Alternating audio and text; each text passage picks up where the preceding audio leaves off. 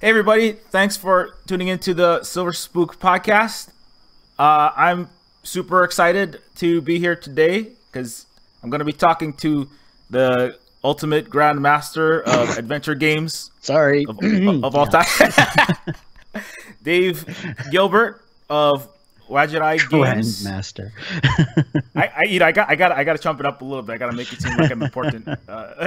But I am a huge fan of Dave Gilbert's games, of the recent adventure game publishers. It's adventure games is not the relative to Call of Duty, it's not the biggest genre, but in that genre, I think it's for, if you play adventure games, I think Wadjet Eye is fairly well known by now. I love every single game that I've played from Wadjet Eye Games, from Primordia. If you listen to this podcast, I have talked to, as I mentioned last time, I'm like playing Pokemon with the Wadjet Eye creators because I love all the games. So I've got Technobabylon creator on the podcast. I had the Primordia creator on the podcast. Last time it was the Shardlight and upcoming Lamplights. Shardlight was the Wadjet Eye Games that Grandislav produced. But because I really seriously do love all these games, and I was not into point-and-click adventure games for most of my life. I played a few, but I was not like, I was more of a FPS, RPG, immersive sim guy. But I played Primordia, Technobabylon, Gemini Rue, Resonance, Blackwell Series. I just replayed it, and I don't know. I just love these games, and it kind of blows my mind that these games were made by like 1 to 3 or maybe at the most 5 people. So anyway, so I'm just giving you a long intro, but it's it is really I don't know. To me, it's a privilege. I mean, I don't know. You're probably just like, stop making my head feel big. No. I mean, keep going.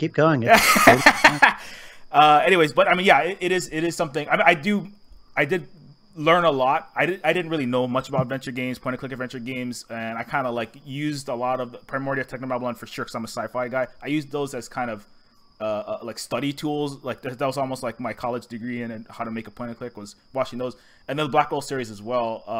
I just replayed some of that, as I mentioned. Anyway, so I'm gonna stop talking for a little bit and just say, yeah. So thanks a lot for being on, Dave. You want to talk a little bit about your upcoming game or anything else you want to add to that? Well, what more can I say? Well, yeah, I'm working on a game right now called Unavowed. It's kind of a darkish urban fantasy about monsters in New York. You play a guy or a girl, you can choose your gender, who recently was saved from a demon. You were possessed, and while you were possessed, you did all sorts of horrible things, and the main goal of the game is you go around the city finding all the things that all the evil things you did as a demon, and you got to put them right.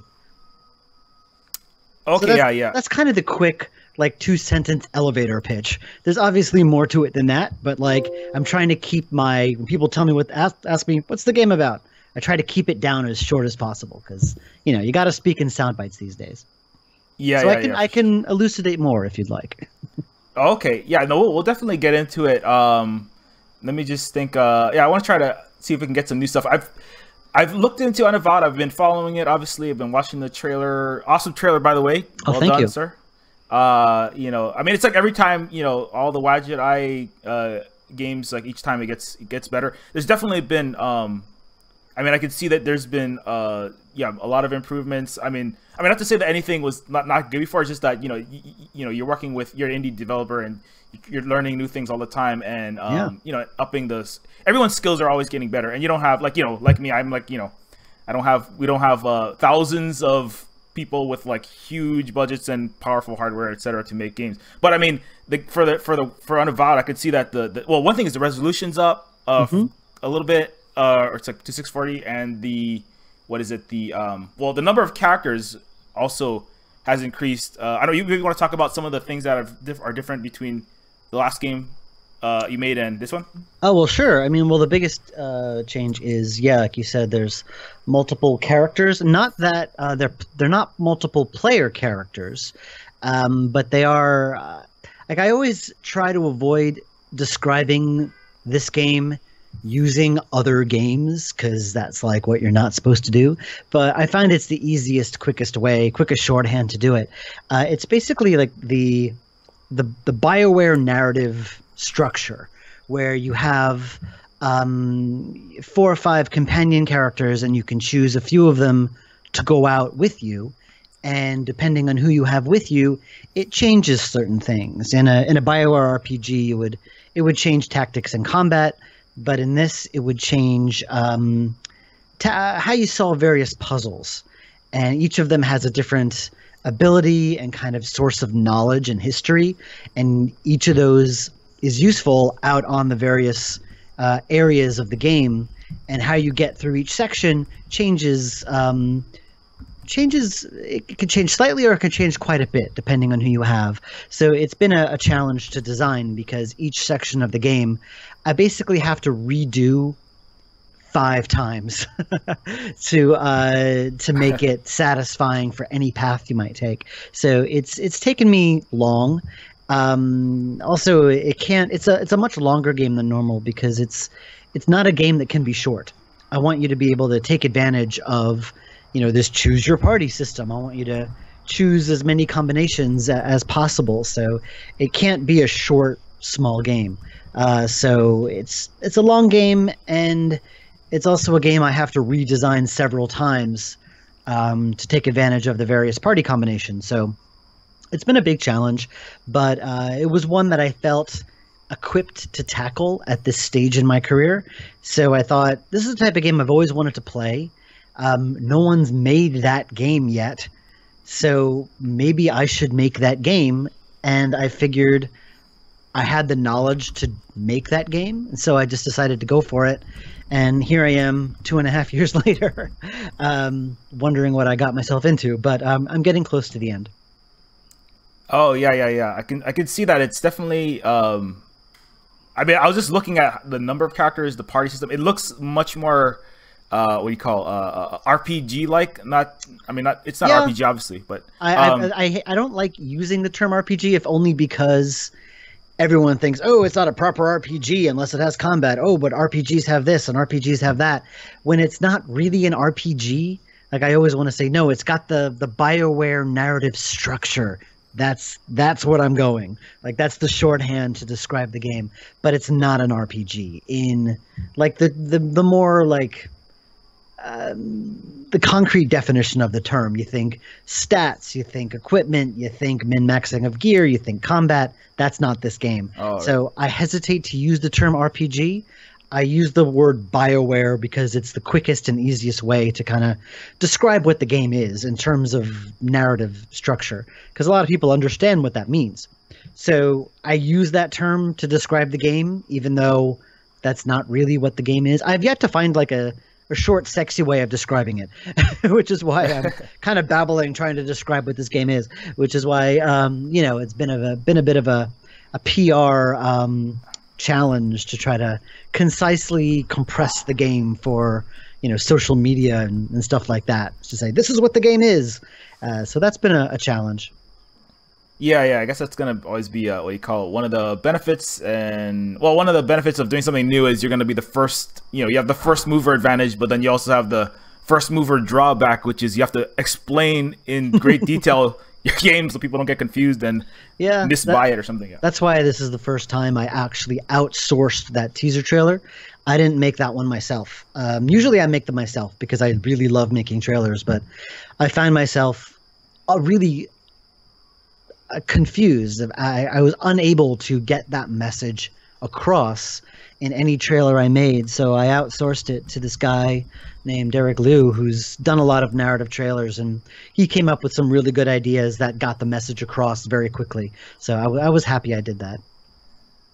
Yeah. I definitely got the sense of. The only thing I should say it's not really RPG. Like something I've said before, I don't know if I think I mentioned it on this podcast previously, is that our adventure games, point-and-click adventure games, generally speaking, they seem to me somewhat similar to RPGs in the sense that they're long, heavily narrative-based, character-based games that have a lot of story and the world is important, as opposed to, like, say, like a platformer shooter where it's not so much.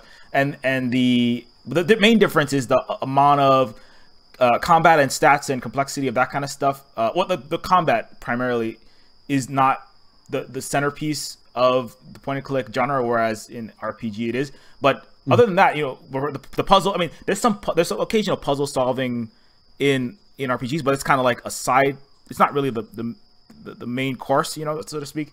And so that, I mean, but I mean, and that's what I was thinking. I mean, that's kind of why I jumped to point and click, to be honest, was, you know, for Neophytes, because I was like, that is gonna. I mean, this amount of work. I was thinking about doing an RPG, and I was like, wow, this is just like a lot of work to get all the stats and the engine and all that stuff. Tough. So yeah, it's a lot, right? I mean, how has it been? I mean, maybe you could talk a little bit about that 2.5 years. Like, how has it been? How much more has the work been, and how have you dealt with that? Or well, yeah. I mean, it's aside from the complexity of the multiple characters and stuff. I actually, it hasn't been that much harder. It's just been longer. You know, I'm kind of got the same workflow that I normally do. You know, I've got Ben doing the art, Thomas on the music, I'm doing the programming and the writing. So it's the same workflow that I've always done. It's just that, and there's some other little things like having to, since there's a lot of choices and paths that you have to take throughout the game, I had to be really clever and careful about how I stored all that information to refer to it back later. I had to be very efficient in the way I kind of stored all those flags and things. But aside from that, like, it really hasn't changed. Nothing's really different. It's just taking much longer because it's a much longer game. And so all of the various phases that I go through, you know, when I hate myself and I'm like, I hate this thing. And I go through that with every game I do.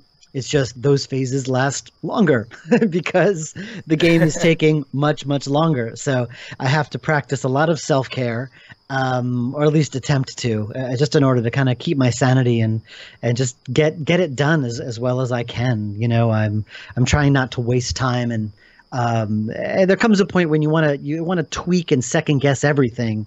But then there comes a point, which I'm pretty much at now, where it's like, I just got to get this done. Like, I'm drawing a line under it. I can't add any new features. Just today, actually, I was talking with Ivan Ivanov. Oh my God, I forget how you say his name. Ivan Ulanov. Yes. I keep thinking of him as Ilyich. We were talking today recently about doing animated portraits with lip syncing, because a lot of people are asking me for them. And so I thought, you know, well, maybe this is something we could do. How hard would this be? And he said, you know, I'll do a test for free. I'll do a test. And he took one of the characters and did, you know, 10 phenoms for the character. And I plugged it into the game, and I took some speech files from Blackwell and I plugged it in, and it was okay. I mean, it looked okay. I'm like, yeah, this would be nice to have, but it's going to be so much extra work. And I decided that, you know what, it's not worth it. It's just going to be so much work for me, work for the artists. It's more money I don't want to spend. And at this point, I just got to draw a line under it. Like, this is what the game is. I'm not adding anything else. So at least I investigated the possibility, but I decided not to in the end, because it's nice. It doesn't really add anything. So I'm just keeping it as is. Yeah, I totally get that. I think there's a technical term for that. I think feature creep is feature creep. Oh yes. Yeah. Like, I thought that the AGS has this automatic lip syncing thing, and I thought, well, if that works, that takes all the grunt work out of it, at least for me. I tried it. It did not work. The results were awful. So I tried doing it manually using Papagayo, and it worked great. It just, each individual speech file takes so long to get right. And at last count, I think I've got over 10,000 lines of dialogue in Unavowed. So, no, I'm not doing it. It's not gonna happen. Yeah, what is the... I don't know if you have a word count. Is that... You have 10,000 lines. So about how many words is that? Because I was talking to someone else who was asking about the word count. I don't know. I never go by words. You go by lines. I never think about that. I just go by number of lines. That's the thing AGS does. AGS counts the lines, doesn't count the words. So maybe it does. I don't know. Does it? I don't think it does. No, it doesn't. It just counts the number of lines. So I don't know how many words that is exactly. It's a lot. Yeah, I'm sure it's a lot. Yeah, that sounds like a... Well, I mean, it's going to be a for each conversation, if you have if you have like how many 5 possible different ways of having it? Yeah, that's just it. With each with each section of the game, every conversation has to be redone 5 times because you have 5 different combinations of parties that you can create. So yeah, each conversation has to be redone 5 times. So there's quite a lot. Oh yeah. That sounds like a lot of work. I mean, I remember. Yep. I think it took like it was surprising amount of work to clean the dialogue up. As I mentioned, I was just talking to, I think it was the creator of Yorkshire Gubbins. I don't know if you've heard of that game. I have. I played the Adventure Jam game. Oh, okay, yeah. So Holy Molluscani or something like that. Yeah, and she's talking about it's taken like several days to get. I think she has like 14,000. It's like not. I mean, it's not. Well, it's a couple hours, I think. But yeah, it's taking like. It took me like 2 weeks to get all the dialogue cleaned up, and I was like, oh my god, I was like slaving over the. I almost got carpal tunnel just from like doing the same keystroke over and over, and like just selecting and cutting and selecting and cutting for. Yeah, and imagine doing all that and setting every single line up for lip syncing. It can take. Oh my god. it easily triples the amount of time that it takes. It would take a long time, I mean, it might be. I figured, it might be worth it, but it's just. No, it's just me. It's just me doing it, and I know my limits, so I can't. I'm not doing it.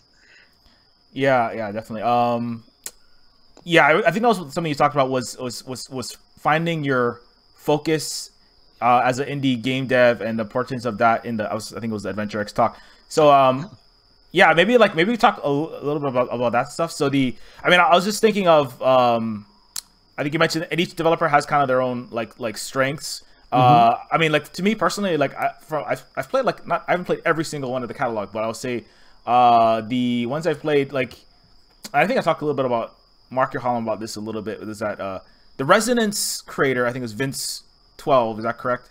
Yeah, Vince Wesselman. Okay, yeah. So I think they said like his strong suit was definitely like I mean, to be completely honest, like his puzzles like kicked my butt, and I was like a noob at point and click adventures, and I was dropped into that, and I was like, I'm out of my depth right now. I have to go back. I have to go level up on some other games, like play some Primordia and Technobabylon and beat a bunch of beat the Blackwell series, because those puzzles were, I mean, for me they were very complex. I could see that they were very well designed. What's funny about Resonance is that the hardest puzzle in the game is totally optional. Like the wiring puzzle, it's totally optional. I can't solve it. I never was able to. I bypassed it completely. I did the alternate puzzle, I think, where you have to like push a boulder out of the way of the door or something like that. I never did the wiring puzzle. But it's the first, it's one of the early puzzles, and it's totally optional, and it's literally the hardest puzzle in the game. So yeah, Vince likes doing that stuff. Yeah, and I noticed. Well, I remember like I liked the concepts of like he had like, because he has, I think there's also 4 characters at one point where you can travel around and you need to use each character in a different section. I thought they're like definitely like very well designed, and it just like for me I was very new to the genre, and so. I think I'm gonna come back and try it again, and but I guess the point there is that like his strength was puzzle design, because they're very well designed, complex, like logic based puzzles, and innovate. There's a lot of innovation there. I would say like Primordia. I mean, Mark Yohalam Scott, the strong suit is to me personally. I mean, this might be a taste thing, but I love his writing, and the art is very unique in Primordia. I always think of it's like a wax Geiger museum. That's the way I think of it, because it's kind of that's what attracted me to the game. That's why is that really? Yeah, I saw the art. I'm like, this looks amazing. I want to take a look. And so it was originally Vic who was running the project at the time, and I asked him to take a look, if I could take a look, and he did, and I loved it. I could kind of see through. When you play an early build, it's always very rough, and I could kind of see where this was going, and I really liked it, and I wanted to be a part of it. It was really, it's a really good game. Yeah, it's definitely it's a worker. Anyways, yeah, so the art, and then I don't want to go through every single game, but and I just replayed the first one, Blackwell. As I understand, the Blackwell Legacy. This is the first one, correct? That's where I made all my mistakes. We'll talk about the mistakes. We'll only talk about we'll look back at this with the rose tinted nostalgia goggles. Okay, so but Oh, I, I have no nostalgia when it comes to that. I'm the worst critic of my own work. So, like, right, I'm supposed to be talking about, like, convince people to buy my stuff on this podcast, right? No. I'll play Angel's advocate for you. Okay, so you can rip it, and then thank you. But I will say, like, you know, I feel like, you know, personally, for your strength, I mean, obviously your strength is getting all these amazing games out and sold, and that's like you know, super kudos to you for I don't want to say resurrecting the genre, but, you know, I mean, I want to say that you're a big part in why a lot of people, the reason why I would never have made an adventure game if I didn't play any of these games. So at least you. I mean, I would never be hubristic to say that, like, I resurrected anything. All I did was make more of them. And it's like, there's like the fact that, oh, like, this company is bringing them back, or whatever, this game is going to bring them back. That's too much pressure. That's not me. I'm not bringing anything back. I'm just making more of them. Yeah, exactly. But yeah, it's definitely like the strength of, I feel like the Blackwell series. I mean, it's definitely, I know a lot of people who are like, you know, and yeah, it's very I would say the interpersonal character relationships, character dynamics, like the storytelling, as I mentioned previously. I think I feel like playing your games is a lot like watching a really good prestige TV series, just not live action and interactive. I definitely get that your strong point is the character dialogue, character relations, like multiple complex. Like you have, like, you know, in the first, for example, in Blackwell Legacy, as I was replaying it, I mean, the strong stuff about that was, you know, you got Amy, I was thinking of another. You got Rosa, you got Joey, right? Those are kind of like the core, your core dynamics, and I love the interactions between them. It's like very, what do you call, not married couple, but, you know, that's kind of like, you get the feeling over time that these people really know each other, the way they talk to each other. So that's like really strong, and all their interactions between all the other characters, you have a really complex, a lot of different characters, and the way that they relate to each other, the emotional dynamics and the relationship dynamics and the detective work. So anyway, I guess I'm rambling now, but the thing I'm saying is that is your strong point. I don't know if you want to talk about. Well, you can rip your game if you want to say whatever you want to say.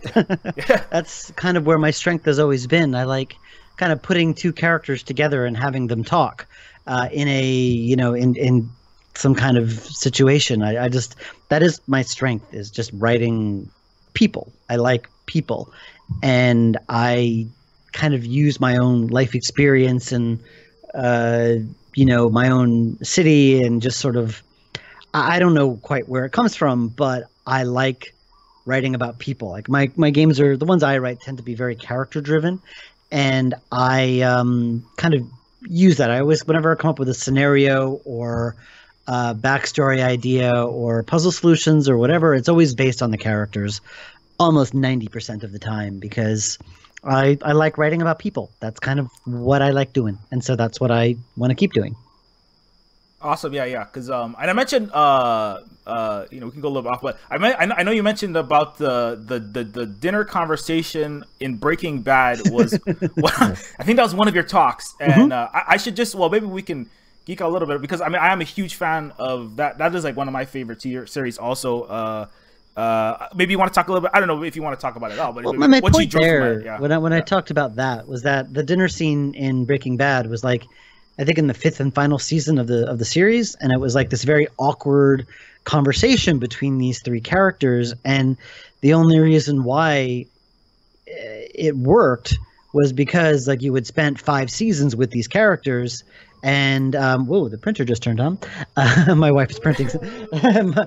My wife is printing something out, and the printer's right next to me, so I'll get it. You do have legs. Oh my god, I forgot what I was saying. Oh yeah. So it's a scene that could only have worked when it occurred. You know, that season, and that scene was the payoff, and you can't have the payoff without having laid all the groundwork first, which is what all the previous 5 seasons did.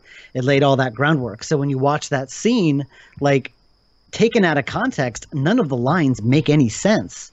but you know what's going on under the surface, and so that's what makes that scene work so well. And that's whenever I write characters, it's always necessary.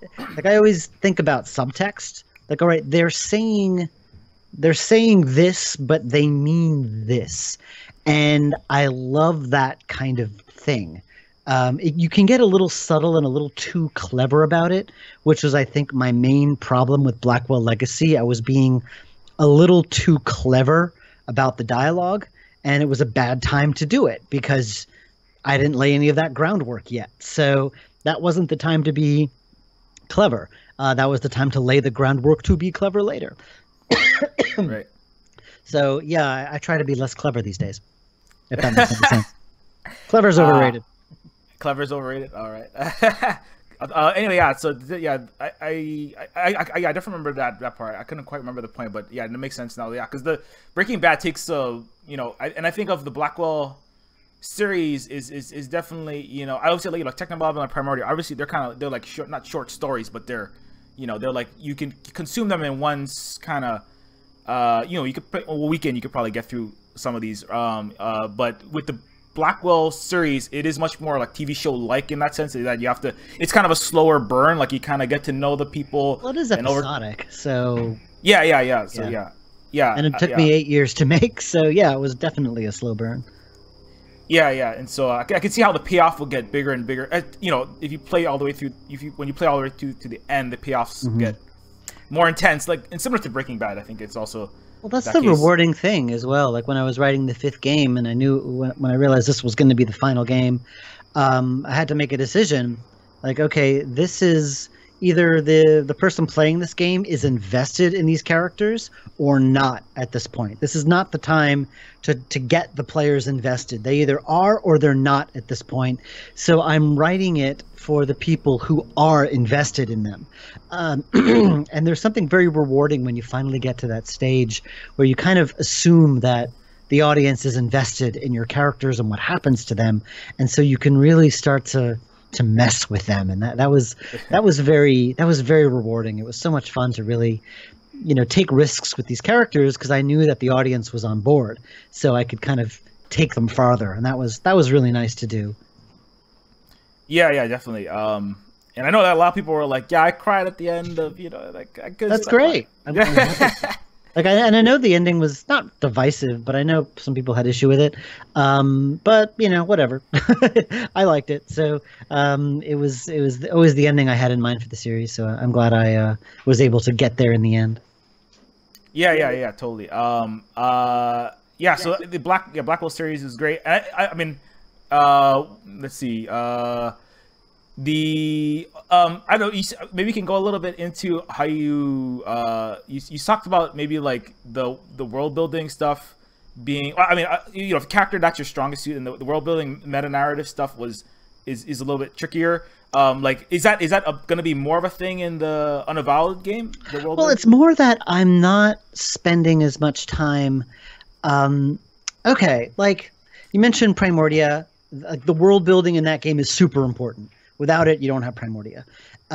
It's less important in a game like Blackwell, which is about the characters and their, struggles and demons and, the catharsis you get from solving their problems.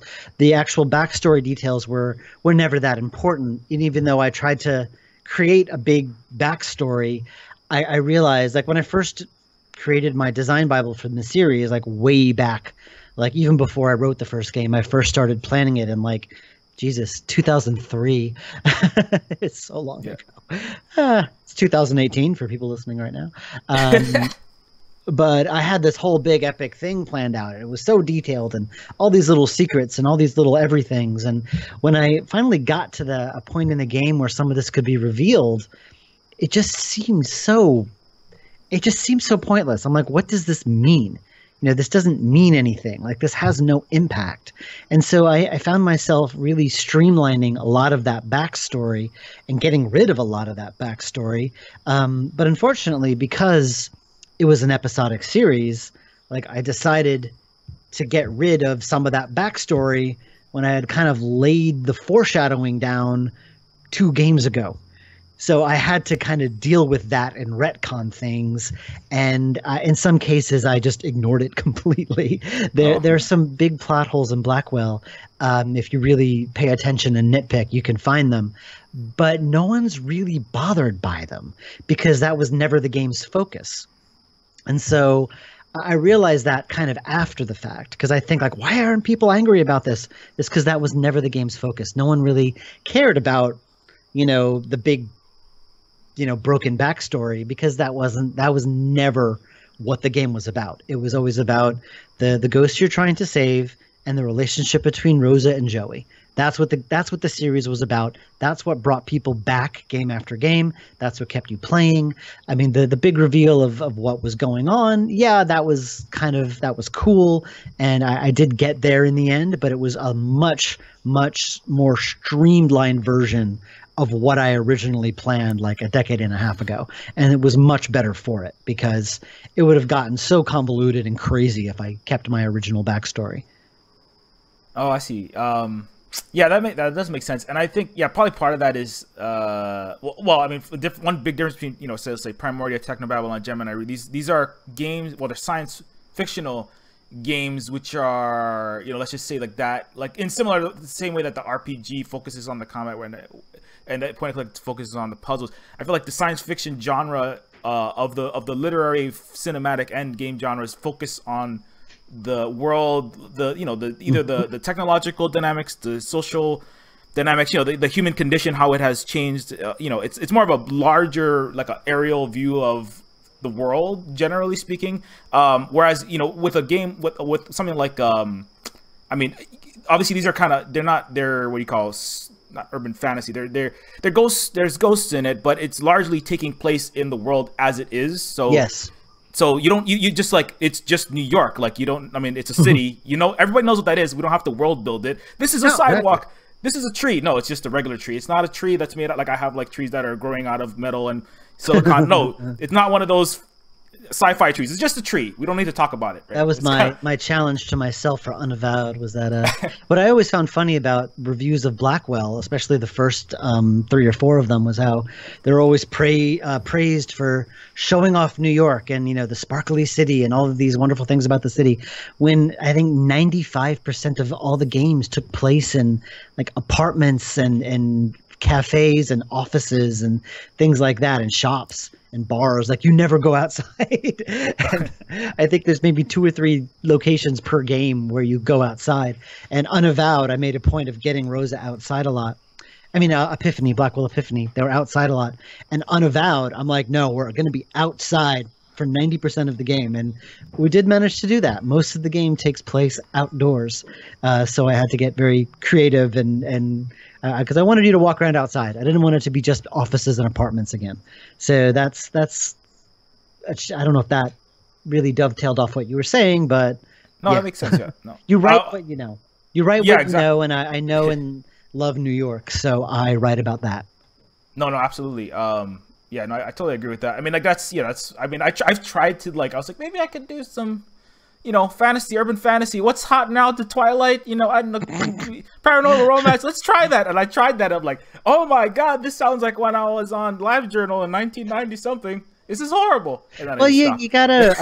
I've always found that when I make something in a genre or a gameplay style or whatever that I personally am not a fan of, then if I just do it, because this is popular, I'm gonna make this. It always isn't good. It just sort of lacks that something, that soul that makes it special. And if I can't connect to my own work, the work isn't going to connect with you. So it's very important that I write about stuff that I like, which is why, like Unavowed, I'm a huge fan of Dresden Files. I love Dresden Files, and like Hellblazer and World of Darkness, Vampire Masquerade. I love that stuff. Dark urban fantasy. I love it. And what the funny thing is, I've sort of gotten better at getting that across. Because one of the problems with the early Blackwell games is that in my head it was this like dark, gritty urban fantasy, but the comments I would get from it was that it looked like some, tweeny supernatural mystery hour thing, like something you'd see on prime time, like on a network, which something very cheesy and, for young adults. And that wasn't what was in my head at all. But I look at the marketing and I'm like, yeah, maybe that is what it looks like. And so I've kind of learned over time to really get across like what's in my head. Like, this is what I want. And like I look at Hellblazer and I see like the blood red sky, that's Unavowed. Like, it looks, like the sky looks like it's bleeding, like, or like looks like an ugly bruise. Like, that's what I want. I want it to be like just really, that's what I wanted. I didn't, and I really sucked at getting that across before. I just focused on the story and the dialogue. I didn't really focus on the visual aspect of it, which is more important than you think, I realize. Having worked with Ben for so long now, I'm realizing how important the visual stuff is. Yeah, definitely it is. Just when you're trying to communicate what your game is about. I mean, unfortunately, it's really unfortunate. I don't want to go too deep into that right now. I talk about that every single time, but I will say that really quickly. The screenshot, like, I know, like, there's a lot of marketing things, and it's like, yeah, most people look at a screenshot, or and that's kind of like the click-through rate, right, is based on that one shot of like, what is this? Oh, is this a cyberpunk? Oh yeah, it's got black and it's purple and bright neon. Oh yeah, I'll click on that. Or what is this? It's got something that looks like, bright, or red colors, red sky, and some kind of magic-y thing. Oh, it's probably fantasy. I'll click on that. Or well, it's not. It just looks interesting. It catches your eye. Yeah. Like, I know that with Gemini Rue, the interesting thing about that is like, you look at it, you know what you're getting. You see like trench coats and spaceships and rain, like, what it is, or at least you have an expectation of what it is when you saw it. And that game taught me a lot, actually, about how to sort of arrange my own work to create like a narrative about what it is. Because when I look at the early screenshots of Blackwell, I mean, she's like standing in apartments, she's in an office, she's in a coffee shop. Like, I have no idea what that is. But you look at the later Blackwells, especially Epiphany, it's like you know what it is. Like, you look at it, you know what this is, and that's very, very important.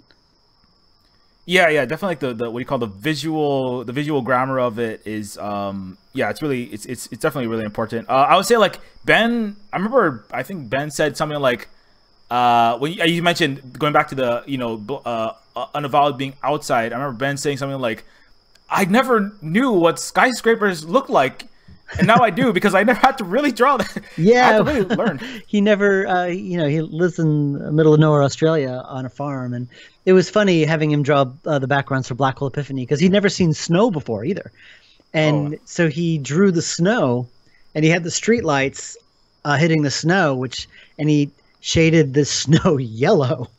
I'm like, no, you don't want yellow snow, trust me. And I had to explain why. And he's like, that is a good point. And it's just stuff that you wouldn't really, I just found that very funny. Yeah, no. Well, I mean, I'm from Hawaii, so the only snow we get is in a shave ice cone.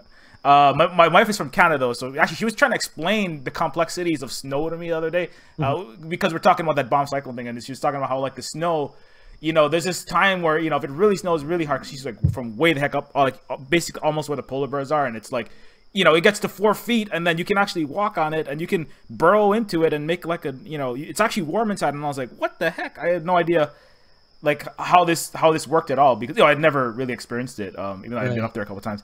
But yeah, it is interesting how, like, the environments. That's one thing about Blackwell Epiphany, right? Is remember you saying, like, you wanted the snow to kind of, the weather kind of, that the snow environment kind of was the signature, what do you call it? Very much so. You look at it and it feels cold.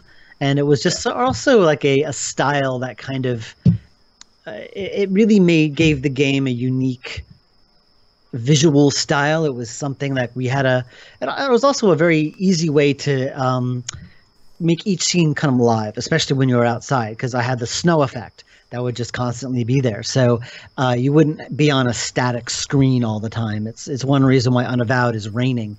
It just is a great way of making the scene come alive without a lot of work. So that was nice too. And the footprint, I was really proud of the footprints effect. That was really nice. I was really proud of that. Oh yeah. I know, like it's tricky to get a lot of these things working. So yeah, any amount of weather effects and special effects you can get working in AGS is yeah, it's not easy. But, there's a lot you can do. Like at this point, I know I can kind of do anything I want with AGS. Between me and Ben, we can kind of create anything we can think of, which is nice. So we there's a way to make it work if we wanted to.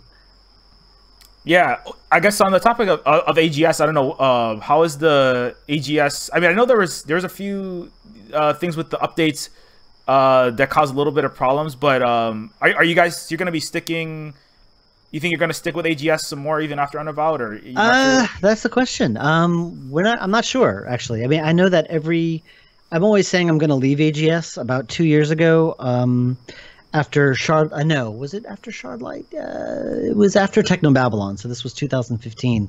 3 years ago, geez. I was trying to pick up Unity and figure out Unity, and I'm going to do my next game in Unity. I'm going to do Unavowed in Unity. But I think my mistake was that I was trying to make the exact same type of game, but in Unity. So I wanted it to have the exact same look and feel. I wanted the exact same, the sprite art. I wanted it to move a certain way. I wanted it to feel the same way.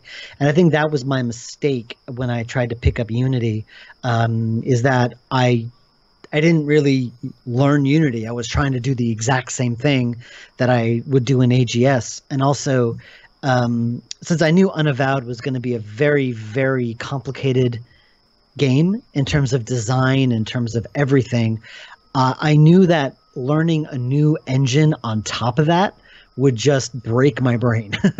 So yeah. I decided to stick with the devil I know, which is why I stayed with AGS.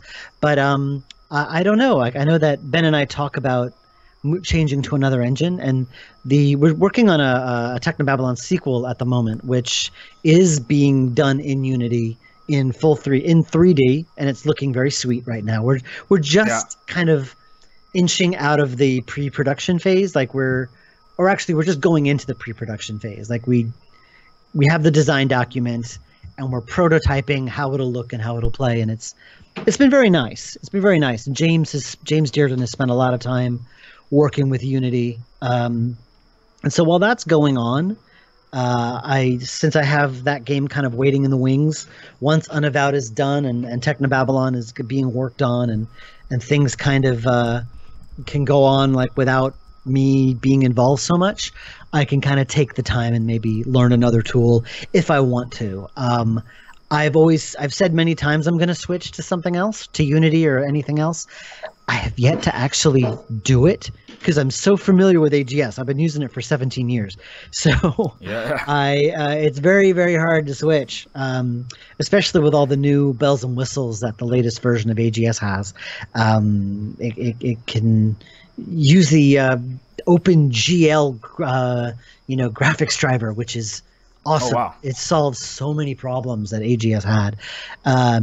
So yeah, I'm sticking with it for now, but I'm going to look into other stuff just to see.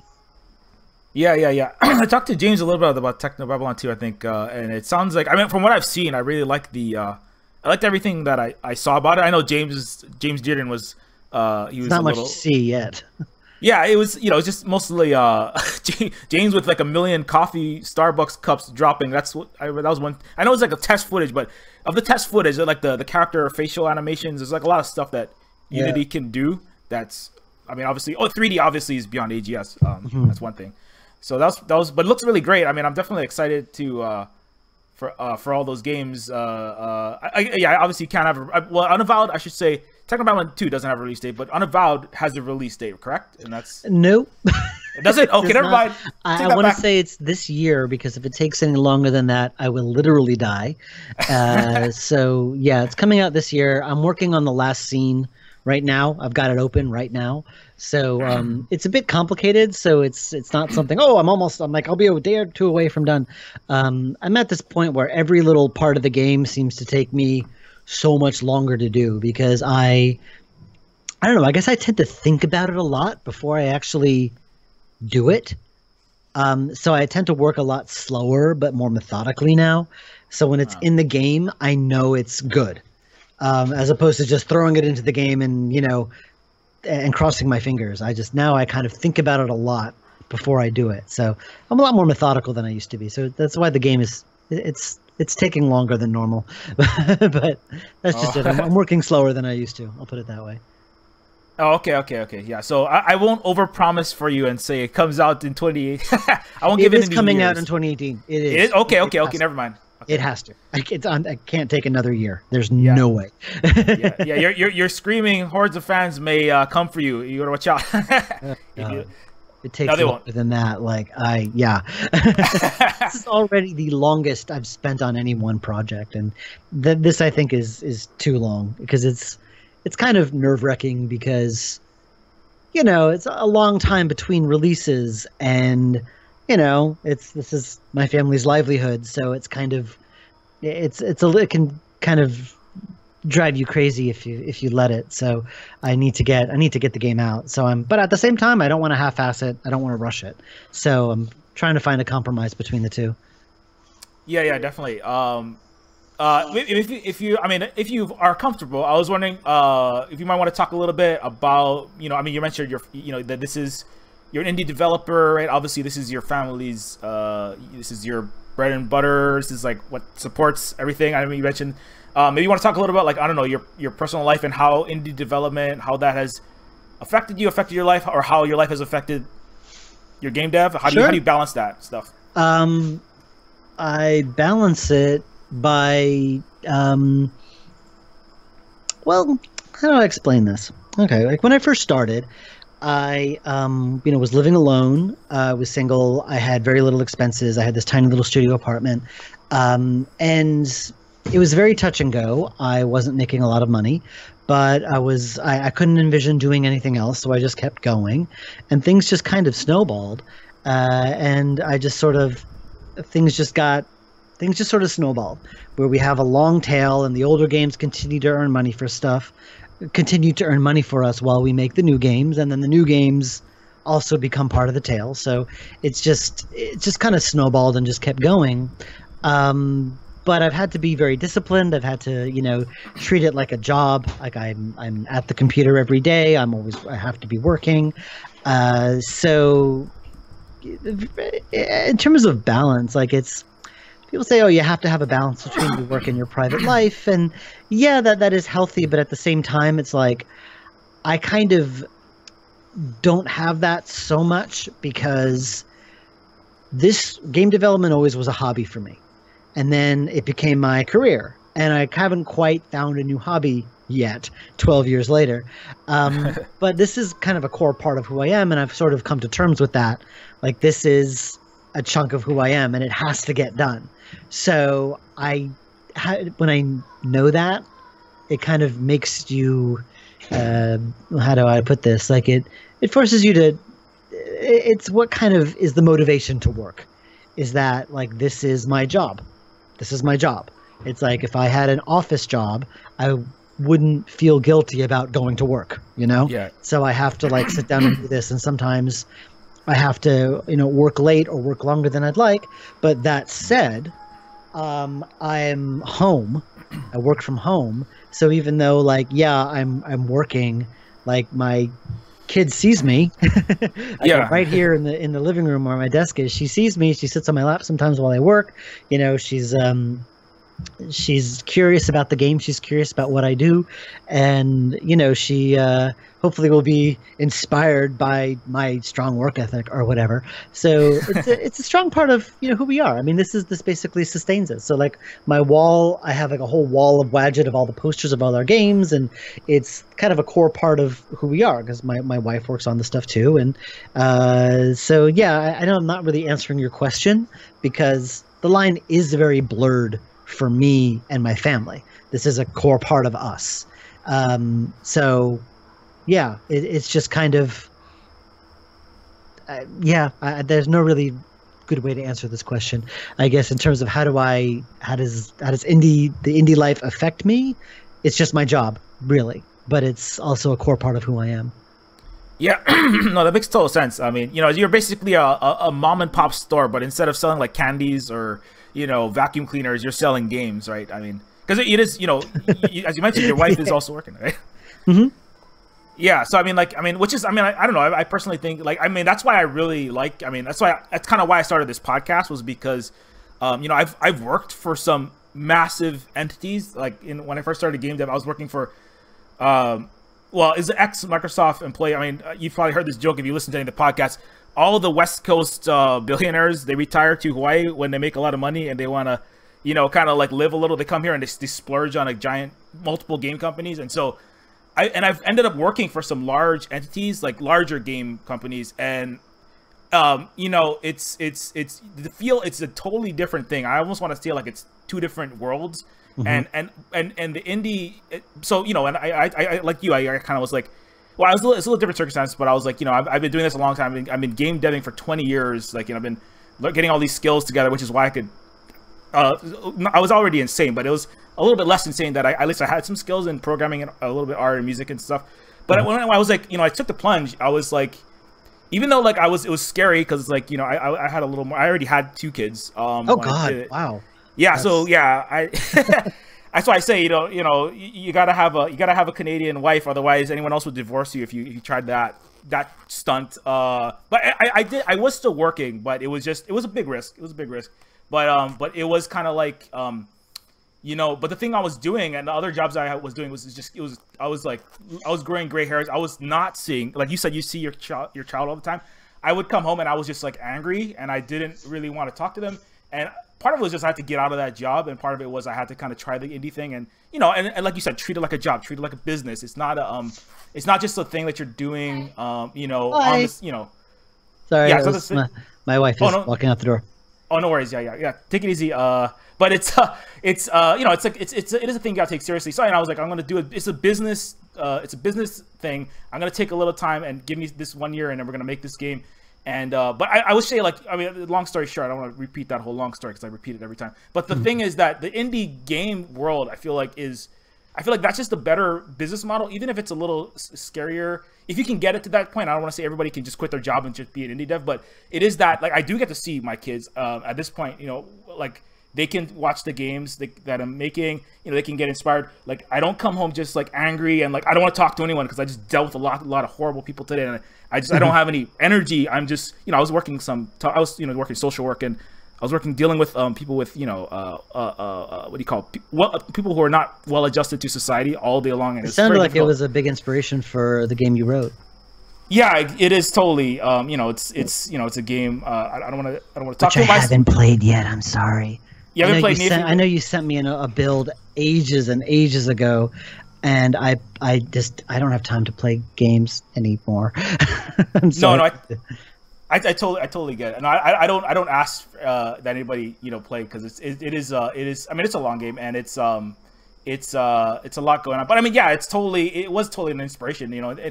I don't want to basically, like, yeah, I was like totally was dealing with I dealing with homeless kids. I was dealing with kids who had dropped out of high school and they were on drugs. The parents are they were beating their parents, or parents are beating. It was just really nasty stuff, and trying to help these kids out. And it was like seeing the worst aspects of the society, and I was I came from that area, so I kind of got it, and it was great to help them out. But at the same time, it was like I couldn't do that for another. I did it for 5 years. If I did it for any longer, like the secondhand stress was just so much. I couldn't deal with it anymore, and I still try to help.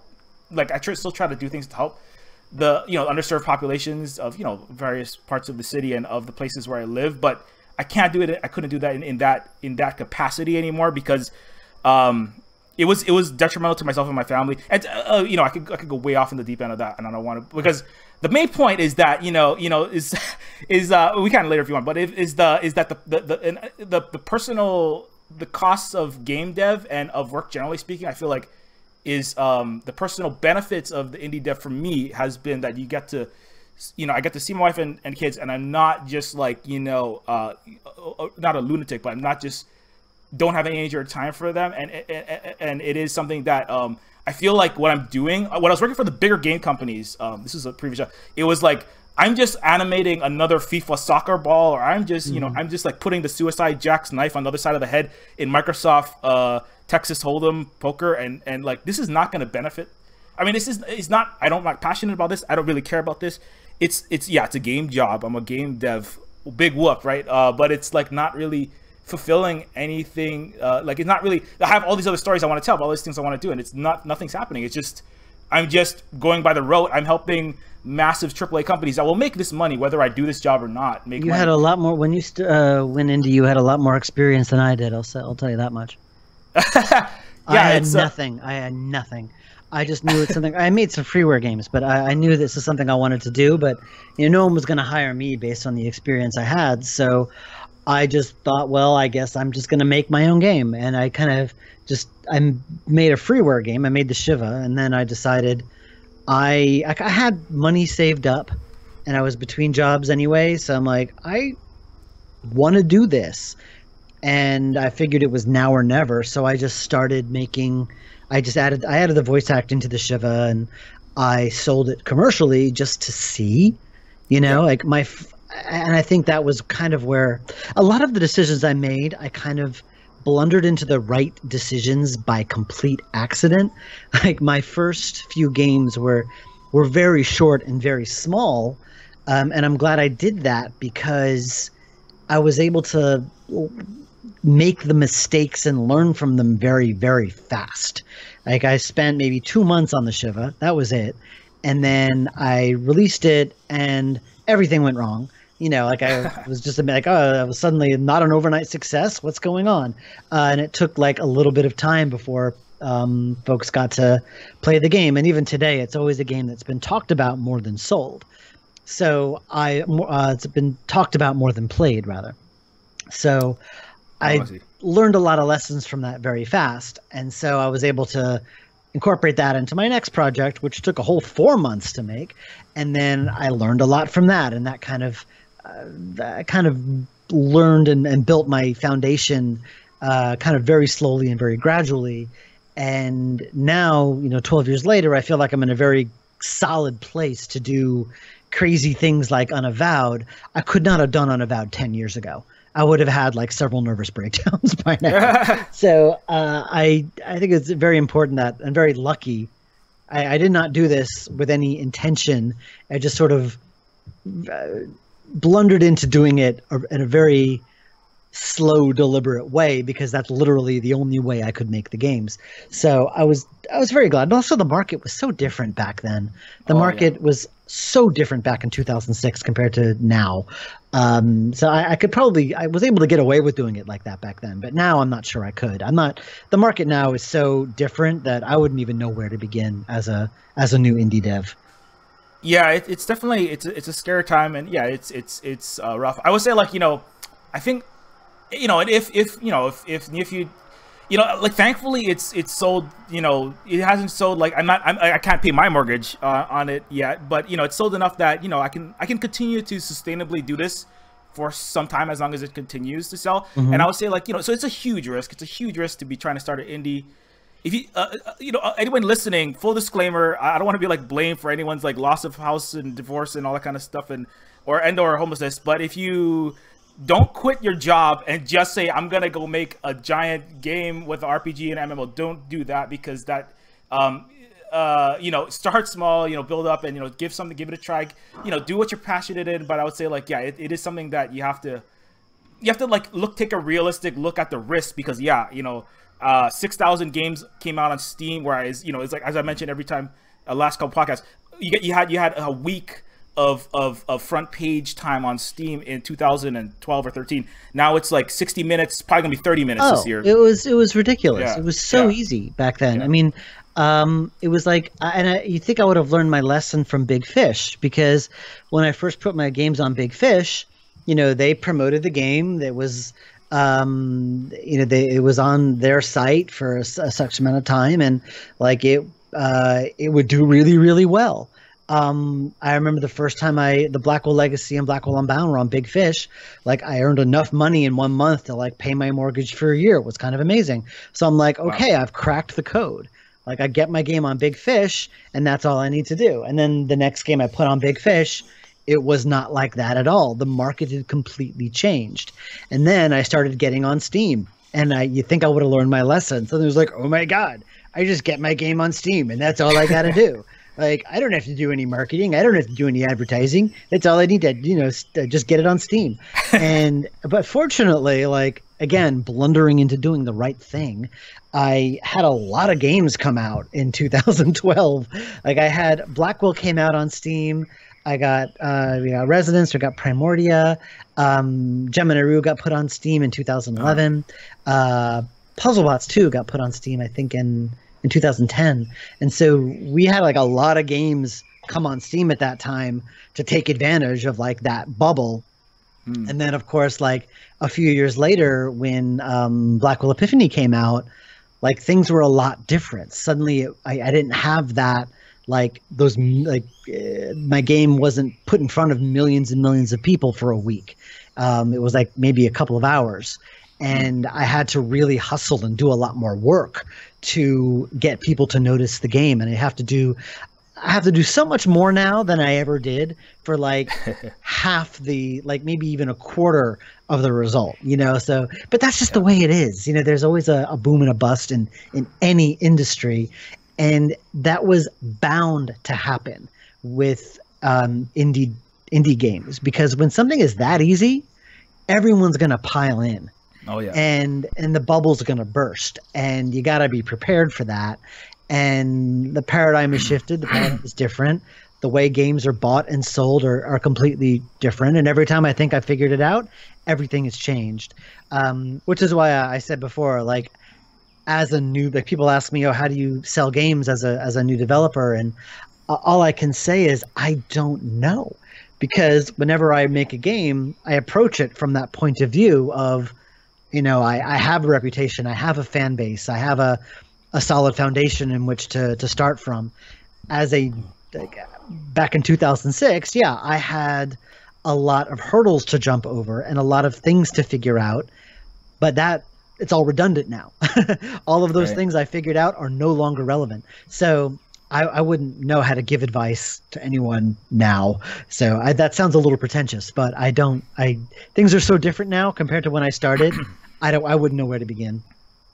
Yeah. No. It's definitely like, it's, I feel like, that's better. I mean, this is something that it's come up because I've been following kind of like the ethics in game, game dev and ethics in indie game dev and etc. And and as I worked in the industry, I would say I worked in the private industry, as I mentioned, the corporate industry for larger game companies, and also in the government industry when I was doing social work and STEM teaching. And one thing I'll say is that it's throughout the entire industry, but in the game industry also, the crunch time, the overworks, the people who kind of like people who get in. I mean, I don't want to compare it to certain industries that involve large banks and buying and selling of houses, but when you get in to the game industry, there's a lot of things like if you get in, it's gonna be so great. You're gonna make games. This is what everybody wants to do. There's like so many millions of people going into getting game degrees, and then you get in, and then you start working there, and it's like, oh yeah, oh by the way, you're gonna have to work like this entire weekend, and yeah, you're like Tim Schafer mentioned early on. I mean, not that he had but he worked really hard because he was like, yeah, this is such a great thing. We're doing games, and he kind of worked like 40, 80, and then like really long hours. Ended up getting divorced after the first year because he didn't talk to his wife for long periods of time, and and so there's a lot of this kind of like, what do you call the passion of game developers, because it is such a thing. It's like a rock star, an actor, right? It's like everybody wants to do that, but then a lot of times it gets taken advantage of, and a lot of times it is, and people sometimes self-harm, right? Because you're like overworking. Like I did that a little bit. Like I worked like 16-hour days for some of the time when I was working on Neophyte, and so yeah. So you're right to say like when you that. I used to say, yeah, just do whatever, just do your game, do whatever you love. But now I'm more like, yeah, I don't know really, I mean, I don't want people to go into it thinking like it's such a great thing, and then because that also lowers the bar, right? If like if like another example would be voice acting, right? Everybody wants to be a voice actor. Like everybody's on Twitch talking, and like and everybody wants to doing podcasts, doing something relating to voice acting, and they want to. I got like a lot of people asking to voice act in the game.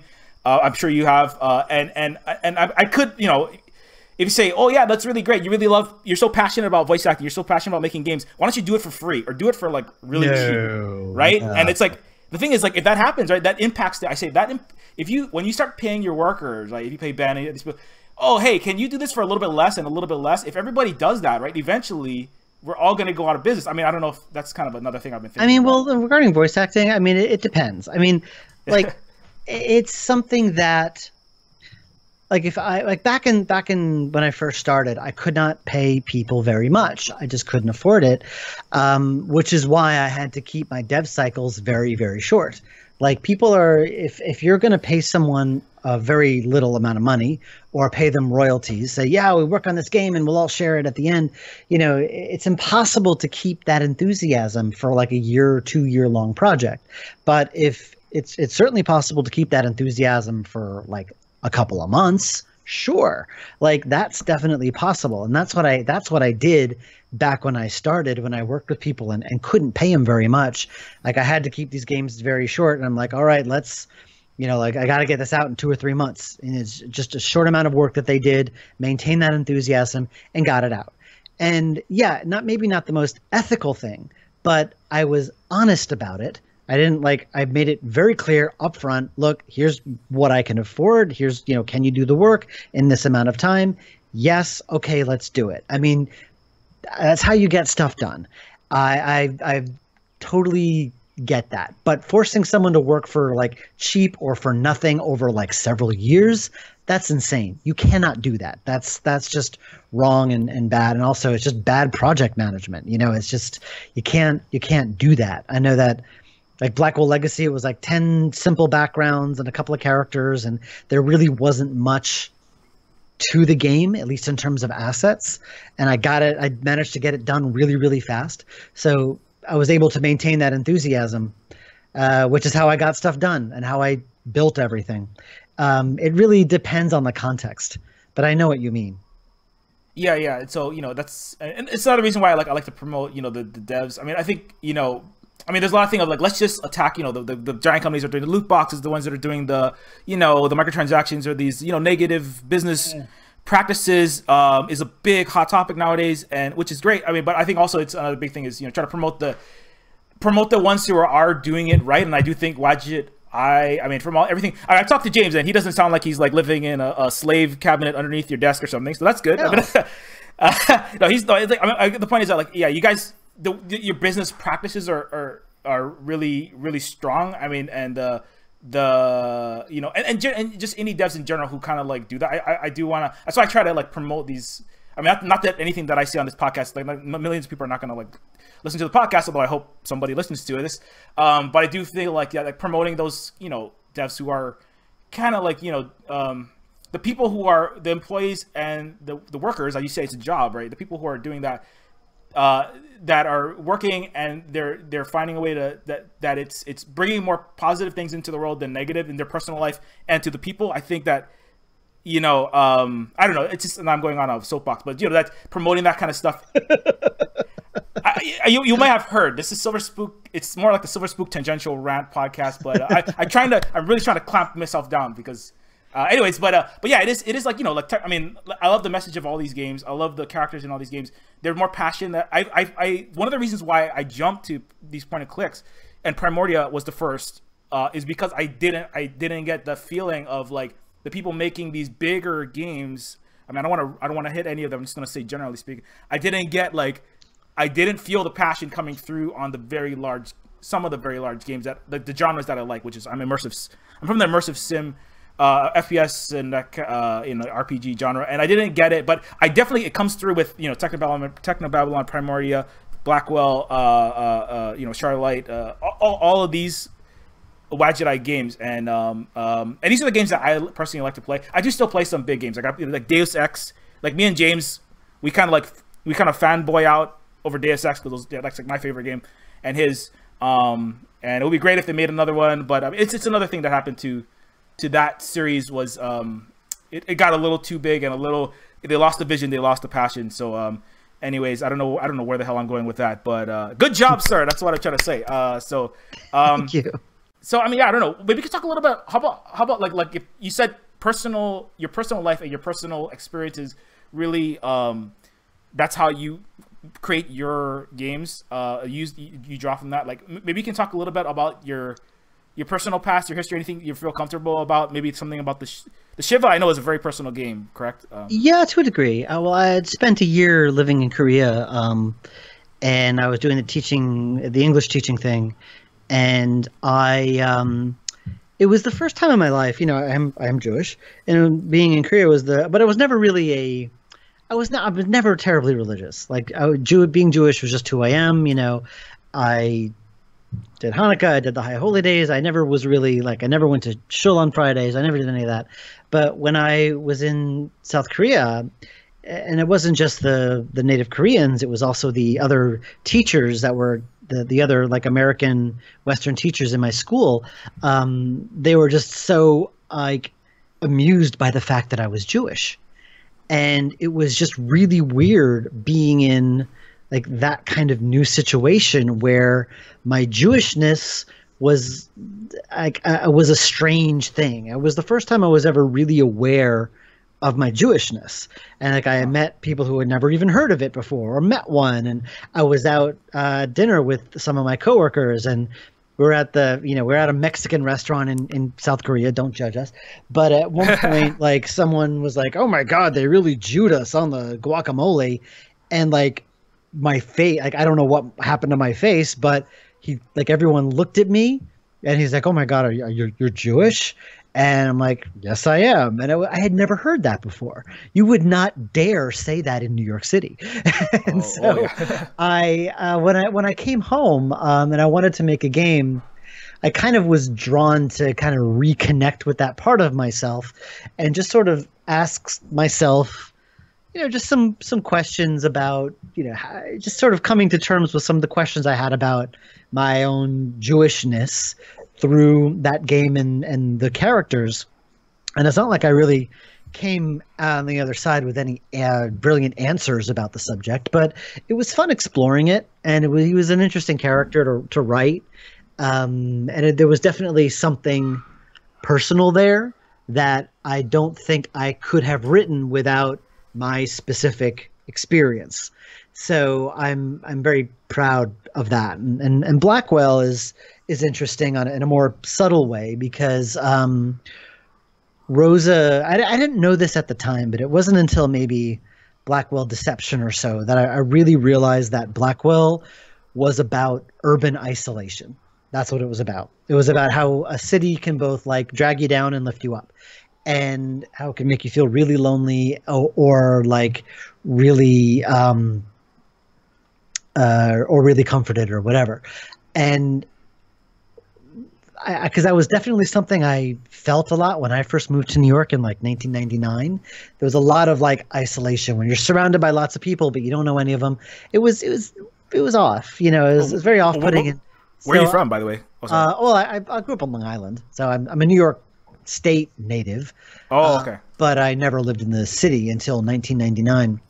And so a lot of Rosa's early insecurities very much mirrored my own, and her growing confidence definitely mirrored my own confidence as I kind of, grew into my own self and kind of became, I don't want to say became super confident. It's more that I became more of myself. I let myself be myself. And Rosa was very much the same. She's still Rosa. She's not some super badass by the end of the series, but she's a lot more confident and a lot more herself while still being the same character.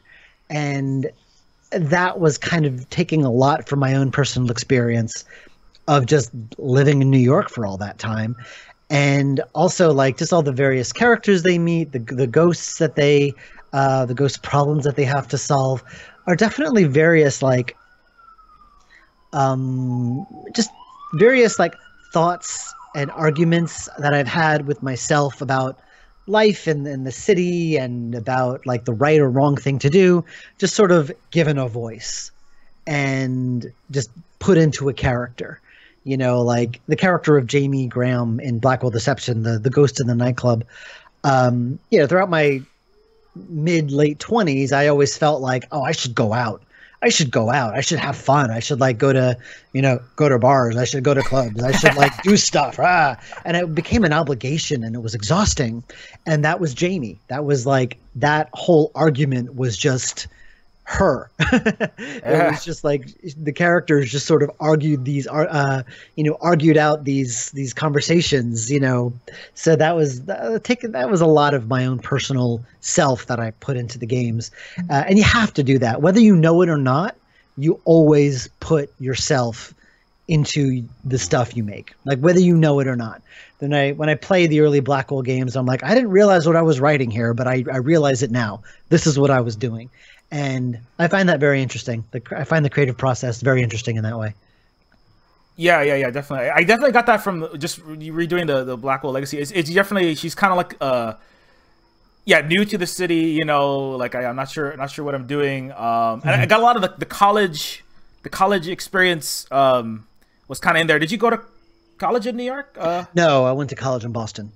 Oh, okay. But you definitely got that feeling of like a young person trying to figure out how reality works outside of your parents' wing kind of thing. And I definitely came through. And like all the characters definitely have like that really strong, what you get a lot of what's going on in their head, and a lot of the, there's definitely a lot of moral debates, ethical debates. Like for example, who is it? The ghost that is saved at the end of Blackwell Legacy.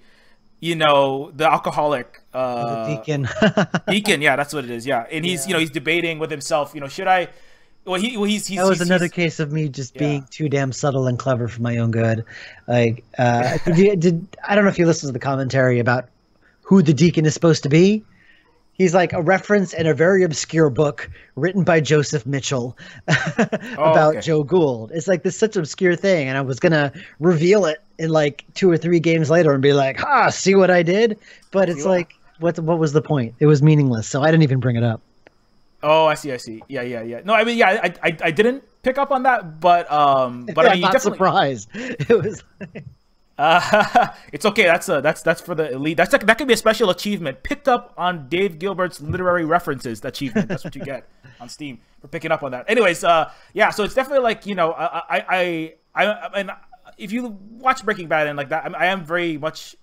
I do like that aspect of all the Blackwell games that it gets. It's very. I don't want to say it's not like psychoanalysis, but it's very in the heads of a lot of the characters. I mean, literally, you go inside of Rose's head at times. But I mean, I do like that kind of material and that stuff, and the that kind of exploration, which is something that you don't always get. That I would say, like in a lot of the sci-fi genre, it is more. A lot of times, it is very external.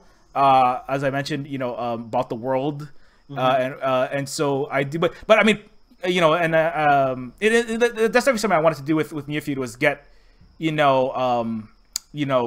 more inside of the head of the characters and what it would actually be like to have to, it's like Blade Runner, but a little deeper. Like, what would it actually be like in the city? And you and I are both from cities, so we kind of know that there's some really great things about cities. Like, there's a lot of diversity, there's a lot of interesting people, there's a lot of opportunities, and there's a lot of not so good things. There's another, there's the subway in every city. There's the or the underside of every city, and so I kind of really wanted to explore that, because that's where I'm from. I'm from the bottom side of that city, the bottom side of a city, I should say. And I've been to multiple, and they all kind of seem similar. So, I do like the way that you explore the dynamics, the different, this assortment of characters in the city. The accents are interesting and mostly well done. Although I'm not from New York, so I can't say how accurate they are, but.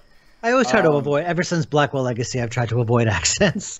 Actually, ever since Francisco is well aware of this. He did a Jamaican accent in Blackwell Unbound, and it was ill-conceived, shall we say? It was an ill-conceived decision. So, yeah, I try to avoid accents if I can. Yeah, accents. Thankfully, I mean, I think my wife is pretty good. Like, she did like this is another thing I always say is like, having a wife, it's like it's not quite indentured servitude, but I make her do a lot of the voices.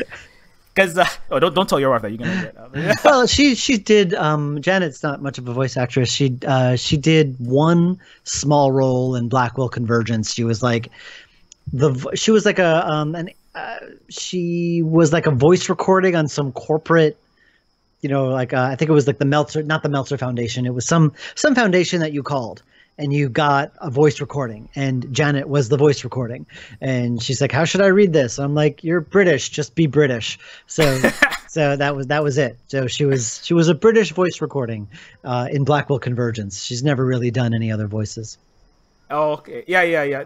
Well, yeah, because she took some drama and stuff, and she's just really good. She like picks up on accents really well. I am horrible at the accents. Like I can only do like one accent, and that's like I can basically do my voice, and I can do like LA slang that all the kids that I work with speak. So I can kind of like I a lot of times I don't think I did in the podcast, but sometimes I just randomly burst into this one particular character. It's the gangsta bot. But that's other than that, if I've tried it, and it's always like people are like, "Man, you don't this." Well, I do a really bad British accent to some of my friends, and just entertain them, like to see how bad I can. My go-to role always seems to be like the thug. I just kind of do the tough guy voice. I'm just like, okay, whatever. You're the Technobabylon guy, right? The bouncer guy, right? Oh, the bouncer. Well, that wasn't a tough guy voice. That was like the tough robot voice. Oh, and I wanted to do that purely so I could do an Abe Goldfarb impression. Like because Abe played Liam Stepford, and at one point you can load Liam Stepford's personality into the guard. And so I got to do Abe Goldfarb doing Liam Stepford, which was fun. I'm doing this just for that. It is also because, like, since I was very familiar, because I had recorded the role and I had listened to it so much when I was editing it, like, I felt like I could do a passable impression of it rather than have to get someone else to, like, imitate someone. I'm like, I already know it. So I did that, and I did, what else did I do? Oh, I actually did do all of the guards in the helmets, but the voices are all so modulated you can never tell it was me. And I don't know what else I did. I'm sure I did something else. Devil in Legacy, right? The devil. Oh my god, that's right. Yeah, I did the devil voice, which I like heavily modulated in Audacity to make him sound demonic. And I did. Who else did I do in Blackwell Legacy? I don't know who else I did in Blackwell Legacy. I forget. It's been a long time. Yeah. No, I know you're one of the Yakuza in Gemini Rue too, I think. Yeah. I was one of the Boryokudan. I was one of those guys. You're like, get out of here. Like, I think I shot. I know a friend of mine kept telling me that I kept shooting her in Gemini Rue. Like, all right, sorry. Getting shot by Dave Gilbert. That should be an achievement. Shot by Dave Gilbert. An achievement. Yeah, that's. Well, that's in Technobabylon. I kind of like the idea of playing the guards, like the stormtrooper type guards, because I just sort of like the idea of the game's publisher shooting the player in the face for some reason. You should have bought the deluxe and not on sale. No, but pre-order. But yeah, it's fun. I mean, that's one thing I liked. I mean, that's another strong suit of Wadjet. I mean, definitely the voice acting and the directing. That's one thing I definitely wanted when to say, like, I picked up something from Primordia and from Technobabylon and from just Wadjet Eye in general. It was that the casting, the direction. Like, I played a good number of point and clicks and adventure games by now, but I hadn't seen I hadn't seen a lot of games. Well, for example, a lot of the older 90s adventure games didn't even have voice acting, right? So that was one thing that definitely stood out. Like, they kind of look like, a lot of them, they kind of look like 90s games, but they feel, as I said before, kind of like more like, like not serious dramas, but like TV shows. And so and definitely like the how many times do you make these people like record the voice over and over? How do you direct when you're saying, like, do you go up to them and be like, okay, now I need you to do method acting, or do you I need you to say this line? I mean, the thing is, I've learned a lot. I'm not a professional VO guy by any means, but I've done enough of it. Yeah. That I've learned some tricks and proper ways of doing things, and I also love it. I love working with the voice actors. I find voice actors to be the most interesting, fascinating people. I find the whole process and just the whole, scene of voice acting to be just tremendously fun and interesting. And the main thing I realized about voice acting is like the less information you give them, the better. I once had I had some videos of some of the Technobabylon voice recordings. My wife took some videos, and there's this one video, and it taught me a lot when I watched it years later. It was with Sarah Malay, and she was recording Clarity, and there was this like couple of lines which needed a lot of context. And so I was like describing it to her. I'm like, this happened and this happened and this happened. And I'm talking for a full minute and a half. And I could see her face just kind of zoning off. She's checking her phone. She's not paying she wasn't even listening. And because I was just babbling on and on, but she was too polite to say anything. And then at the end of it, she's like, okay, so my sister was murdered and this guy might have been involved. That's it? I'm like, that's it. She's like, you could have just told me that. I'm like, okay, good to know. And so that's what I kind of to keep that in mind now, to give as little information as possible, because it's like they can find it. If you tell someone like, okay, this is your brother and they betrayed you, you don't need to give them the huge backstory context. They can put themselves in that mental space, because it's not important that they believe it. They don't need to believe it. It's only important that I believe it or the audience believes it, because like the voice is very powerful. When you're talking into a microphone, it's very intimate. You pick up everything. So like the simpler you can keep things, the better. And I've worked like with the more actors I've worked with, the more space and room I give them, the more they enjoy it and the more fun they have, and the more fun I have and the better the result. But in terms of the number of times I make them do stuff, like I'm well aware of what these games are. Like if I was doing a more like a Telltale style game or a Life is Strange style game, where like the actual fidelity, the visual fidelity was a big part of it, I would put a lot more effort into the VO. But as of right now, since it's like a static portrait, like it's important that it be good, but there comes a point where it's diminishing returns. It doesn't have to be super good. It just needs to be good. Like it has to sound nice and sound believable. And so typically what I do is, because we have a lot of lines to get through, so typically what I do is I do it 3 times. I have them do it 3 times for safety. And unless something is completely off, we move on. And that's basically how I do it. And at this point, like I work with the actors I work with are really, really good, and I can trust them to at least get it. And for most of the description stuff, I don't make them do too often. The important scenes, of course, I make them redo until I'm really happy. And if something ends up not being good, that's what the pickups are for later. And also I work with them in the booth.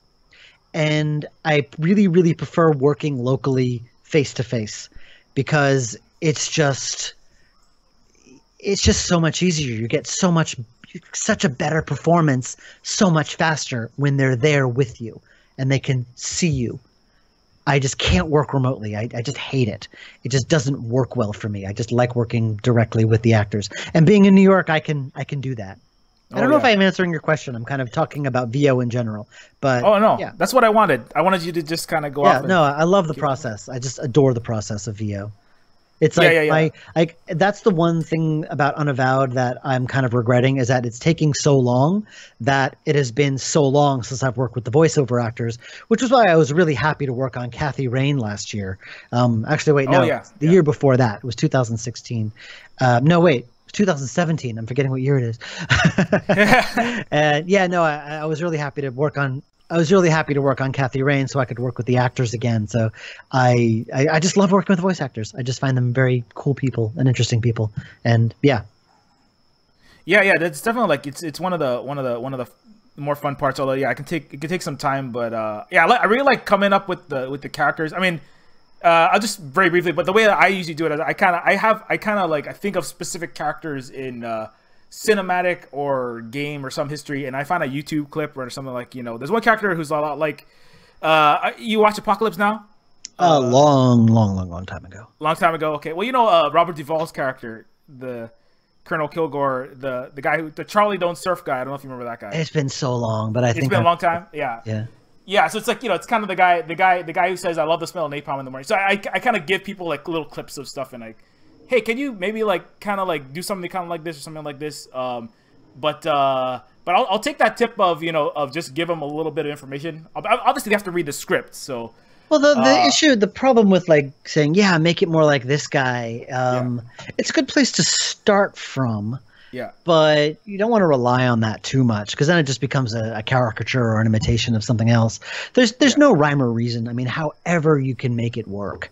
So as long as the end result, like there's 100 different ways you can get a good performance out of an actor or a way an actor can work or what have you. And sometimes they'll surprise you. Like I've completely revised how I saw various characters simply by how the actors decided to voice them. So I'm like, wow, that works. Let's read it that way. And I completely changed everything. And some of the actors, like especially with Blackwell, like with Abe and Joey, by the 5th game, like he knew Joey. He knew him better than I did. And he would read a line and be like, Joey wouldn't say it like this. Joey would say it this way. Like, this is not very Joey. And I would listen because by the time an actor really gets into their role, they know it better than you. And you have to trust those instincts. So I generally do. Yeah, that's something that you can definitely get to when you've written that much. I mean, that's one thing with with writing is the longer you write, the better.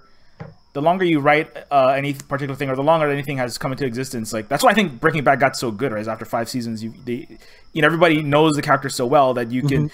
It's almost like I remember one of the writing tips I remember was English. I remember it was William Gibson who said it was that for a lot of the time you're just kind of like you're just putting words into paper, and at a certain point the characters kind of like almost like materialize it, they become themselves, and then the characters write themselves, and it's not really you just show up and then the characters write themselves. That was like by the 5th Blackwell game, like how I kind of warmed up was I would just, even before I started designing the story, I would just write dialogue between Rosa and Joey. Like I knew it would be winter, so I'm like, okay, they're outside on the street and it's cold and it's snowing, I'm just gonna have them talk.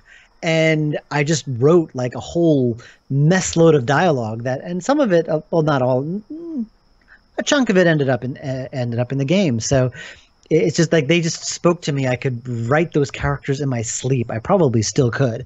So naturally, I ended the series, which was maybe dumb. But I had to draw a line under it somewhere. It had to end eventually. And Unavowed, I found it like really.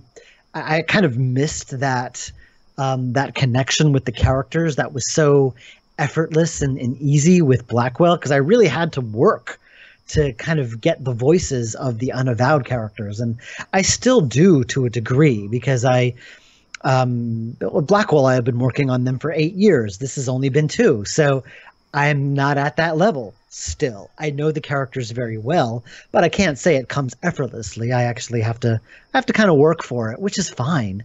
But it's like I do miss that. I really miss knowing my characters so well. But that's not something that can be faked. It's not something that you can generate out of thin air. It's got to happen. It's got to happen very organically. So, that's just the way it is. Yeah. I always joke, was it being a writer? It's like being public. It's public displays of delusional schizophrenia because you've got multiple people in your head. Oh, but I mean, it kind of is, right? Like, yeah, they're up in there, right? You got Joey and Rosa are still in there somewhere. Right? Well, there are also various parts of my own personality, so that helps too. I just have to kind of channel that. Like, I think of Joey as someone who just, he speaks his mind because he suffers zero consequences for anything he says, so he doesn't give a crap. So I kind of channel that to a degree. Like, what would I say if like I could say this, like if I could talk about someone with zero consequences, what would I say? And I kind of channel that to a degree and think of how Joey would say it, and I kind of work through it that way. Oh, I see. Or I say, or I did rather. Obviously, I don't anymore.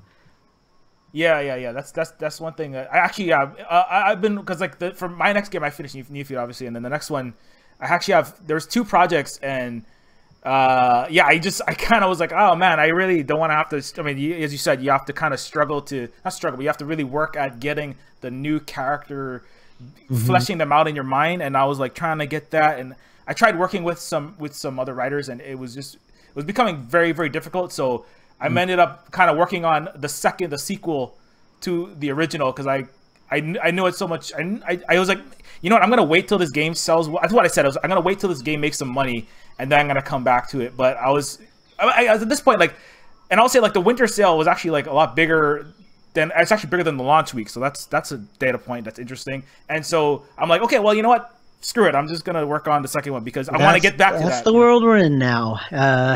It's sad, but it's it's the sales are kind of. I'm trying to fight against that, you know, to a degree that like, it's a weird paradigm the way games are sold now. It's like everyone waits for the sales because they have so many games that why not wait for the sales?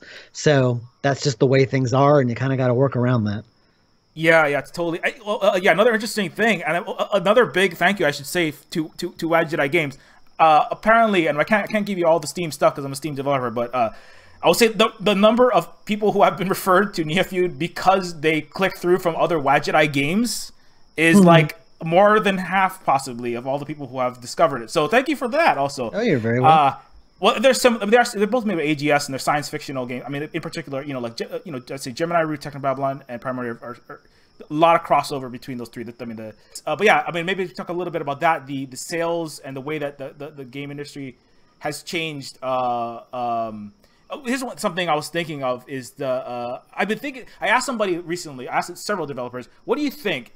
Is the Steam like just having all the overwhelming majority of all sales, at least in the PC market, and is that, what do you think about that? Is there a possibility of someone to come in? I'm on itch.io also. I mean, I know you guys are on as you know, GOG and Steam, but do you guys, I know you said before that you guys still sell through your main website. Do you guys still sell that, or what do you guys think about the overall game distribution on the platforms nowadays? Do you have opinions or no? I mean, I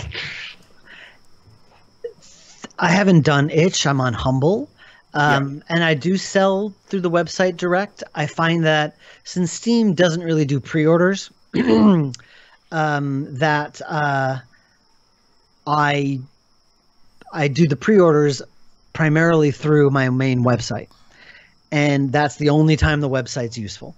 It's because people buy everything through the Humble widget on my main website, and they get their Steam key through that, so they still can play it through Steam. And so that's the main reason I have the website, is to drive those pre-order sales. But after that's over, Steam is basically it. I mean, Steam is where you go and buy games. Like, you don't hear, it used to be, like you hear about a cool game, you don't look up the developer, you look it up on Steam. That's just what everyone does. That's what I do. So, and Steam is the market for us. And to a lesser degree, there's GOG. And a lot of people, like GOG has their diehard fans. A lot of people only buy through GOG. And so GOG has a nice, it's a nice supplement to Steam. But the weird thing is, like the way things used to be to compare to where they are now, in like 2012, or so, you know, like I could easily make like $100,000 in the game's first month, like without question. Like, okay, game's out, you know, a month from now I'll have, you know, $50,000 to $100,000, no question. Now that does not happen. Now I still earn the same amount. It just takes a year, like, to earn that same money, and so the games still sell the same amount. It's just, there's so many games and they're all on sale. It's like someone at GDC described this really well. When it used to be that when you released a game, you were competing with all the other new games. And now when you release a game, you're not just competing against the new games, you're competing with every other game on Steam. You're competing with every game. Like for me, if you release a game, like I have to choose between this new game for full price or, oh, look, here's this old game that's half off and I haven't played it yet. So I might buy that. I probably will buy that instead. And so that's just sort of the way things are. You're competing with every game in existence. And so it's really, really difficult, which is why you kind of got to cultivate like hype and a need for the game, which I'm desperately trying to do, like with the dev streams and the tweets and like all this other stuff, and like trying to like get the word out about the game and making it something that people really want to play. And I mean, I'm in a good position. Like I said before, I've got the foundation, I've got the fan base, I've got the reputation. So I know we'll be okay when the game launches. It's just that I know it'll do better once it's on sale, but I have to resist it because I know that Technobabylon came out in May, and I was really surprised at how lackluster it sold the first month. And I just looked at some chatter on forums, and they're like, oh, yeah, I'm just going to wait for it to be on sale during the summer sale next month. And I'm like, do they really expect it to be on sale that soon? And I was talking to people about it, talking to veterans, like, you know what, honestly, I would have expected it to be on sale too. And even just a token amount. So I'm like, all right, I discounted it for 10%, and suddenly the sale shot through the roof, at least for the time. And that's just the way things are now. And but I had to, now there's this tendency to want to discount it more and more and more and more. And I really need to resist that because I do believe these games have value, and I don't want to give it away. I really want to kind of maintain the value of these games for as long as I can. So I got to resist the really deep and steep discounts. Yeah, it's definitely different. I mean, my first commercial game was in 2017, so it was Rude Awakening. Well, not Rude Awakening. That was the first time I ever jumped into the market, and it's just been it has been insane. Like I remember, I think I mentioned that I spent a good month just like trying to get. I mean, because as somebody who just got into it, because as you mentioned, you've been in this for 11 years in the market, but 12. 12. Oh yeah, it's 2018 now. 12. Yeah, definitely. You're gonna have you're gonna have the not Tim Schafer status soon. Well, he's for 30 years. Oh my God. There you go. Another unlivable bar for you to reach, Dave. Like you can do it. I mean, I know Stevens posted on Facebook recently. He's like, this year's my 25th anniversary of being in the game industry, and I'm like, that's only like 7 years more than, not 7. I'm sorry, I've been 12. He's 25. That's only like 12 or 13 years more than me. It doesn't seem like that much, but I guess it is. Like, it just seems like, people approach me at conferences and conventions like I'm the old guard. Like feel like the grizzled veteran, and I still have no idea what the crap I'm doing. I'm still learning. I'm still trying to figure things out. So, I don't know. I don't think anyone really knows anything. Yeah. It's like nowadays it is kind of crazy. And I got everybody's asking like, yeah, what do I do? What do I do? I mean, like I told Francisco asked me this last time, and I was like, really, you just, you got to put it. I do think you have to kind of put yourself out there. And I mean, and as I mentioned, like, I contacted a lot of the guys. I mean, AGS veterans, and some of the Wadjet Eye creators that I really liked, and other creators in other genres, and just try to, as I mentioned, you kind of gotta, put the love. I'm from Hawaii. There's a lot of hippies here, so you put the love out into the universe. Just kind of send out the good vibes, and the karma will come back to you. And I do think that, and I think it is kind of the case where you can't really. I mean, you can scream on Twitter all day. You can get on Facebook and shout, and you can unless if you have $2 million and you can have a huge budget for marketing, I suppose you could take out huge ads, but I don't have that, and most indies don't. But other than that, I mean, basically you just be nice to people, and then hopefully when they talk, when somebody asks, hey, I haven't played any of these types of games, I haven't played adventure game in this genre. It's not so much being nice. Yeah. It's not so much being nice. It's being genuine. It's just being a genuine person, and like I once had this conversation with someone like, oh yeah, Dave Gilbert just doesn't have that like marketing sheen. He's very honest. And he seems like a person. I'm like, it's too much work. Like I can't do that. Like that's just way too much work to be all like businessy, PR, slick and everything. I can't be bothered with that crap. Like I just am me, and I'm doing this I'm doing this because I did the corporate thing. I worked in the corporate world for a while, and I did not like it. I make these games to be myself, and I don't want to have to be, PR friendly. And it's not like I'm not like a nice person. I am just I'm a genuine person. Like what you see is what you get. And so it's just like, as long as you're not, I don't know. Some people, like, I know there's a lot of people whose brand is kind of being, very cynical and kind of a jerk, and it really works for them. I don't know. My thing is just I'm just me. I'm making these games as best as I can, and I want to keep making them. So that's really all there is to me. Yeah, definitely. It's I'm kind of getting a little punchy tired, so I don't know if I'm making any sense. Oh no, it's fine. Yeah, we can wrap it up soon. But no, I guess it's just more like, well, you don't want to.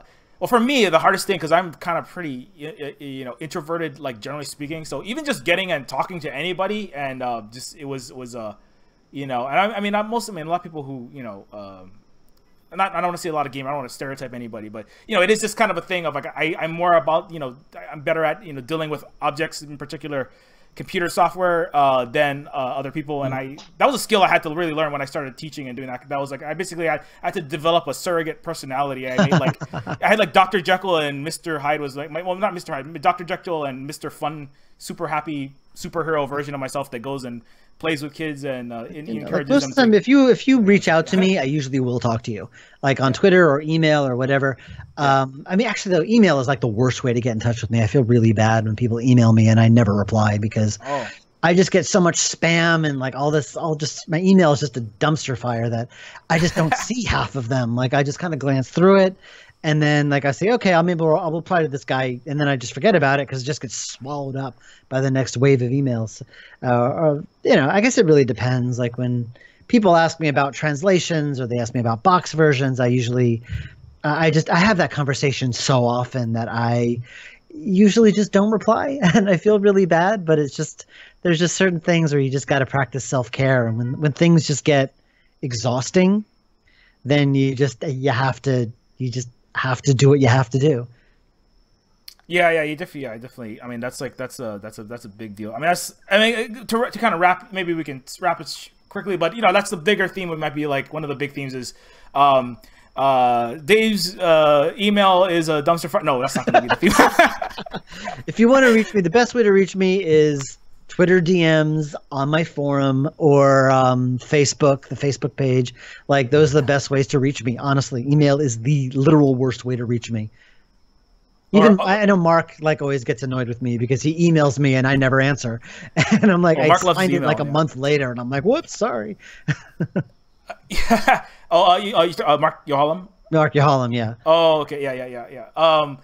Yeah. So it's but yeah, but definitely it's a lot of I got to take care of yourself. I mean, again, that's the same thing. That's why I jumped to indie dev, because it's like you can you can do everything you can do. You can help everybody you can help, but if you end up hurting yourself and your family because of it, then that's not a good thing. And if you end up hurting your own mental health because of the amount of game dev or email answering or whatever it is that you might be doing.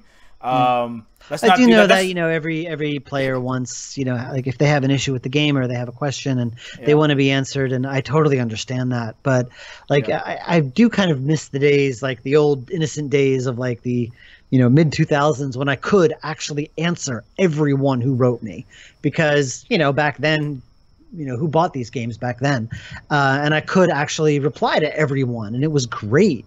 I can't do that anymore, not to the degree that which I did.